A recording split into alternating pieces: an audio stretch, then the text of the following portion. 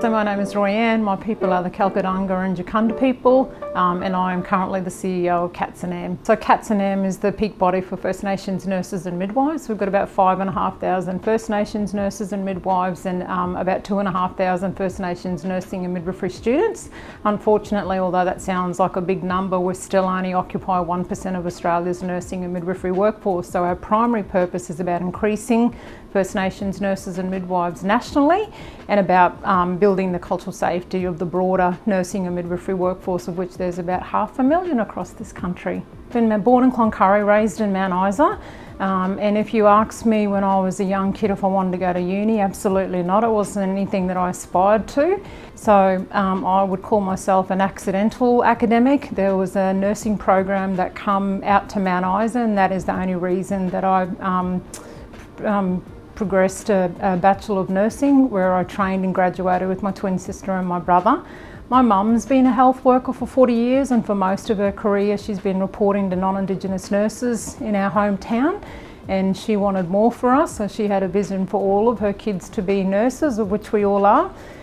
So mum had a vision, and because of that vision I not only completed a Bachelor of Nursing, but I learnt the system of university, and then I went on to complete the Masters and then a PhD, which is where this award comes from. By far my proudest moments, well, today was definitely by far my proudest moment because it was an unexpected accolade, and certainly at a time where I'm at a turning point in my career where for the first 15 years of my life as an academic, a lot of decisions are based on your promotional pathway, like doing certain things to meet the criteria for being an academic, to be able to move through, to get to a position, to be able to make decisions for the betterment of your people.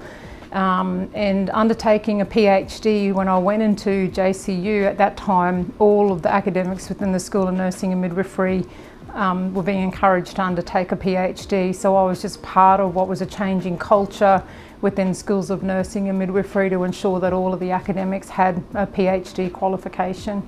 Nursing for me wasn't only an opportunity, it was a lifeline. It opened up so many doors. My people are overrepresented across every sector of Australia's healthcare system. Nurses make up the greatest percentage of Australia's health workforce, and nurses represent even greater percentages in our rural and remote areas. By undertaking a nursing and/or midwifery degree, the employment opportunities are not only insurmountable, but also the opportunity to be able to work in our communities and care for our people, as well as be leaders and role models, is the reason I'd say absolutely think seriously about a career in nursing or midwifery.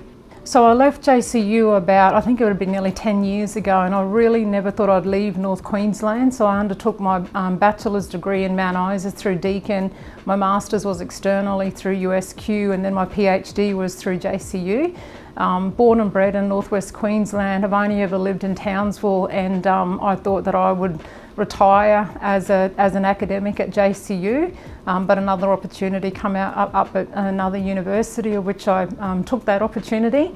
And then you sort of just shut off a chapter of your life and move on to the next one. So to actually return a decade later, I brought up all of these, really mixed emotions about, you're also reflecting on how far you've come, because when I'd left here, I was an academic B, and now I come back as a full professor in a national role, and really reflecting on the opportunities that have been afforded to me as a junior academic within this university, but in a regional university which is much more intimate than your metropolitan. So to win the award today for me really demonstrates the reason why JCU exists. So for the Chancellor to select what I've been able to achieve in my career for me demonstrates JCU's commitment to improving Aboriginal and Torres Strait Islander health outcomes for Aboriginal and Torres Strait Islander people in North Queensland. So it was an honour to win, and probably one of my greatest honours in my 25-year career.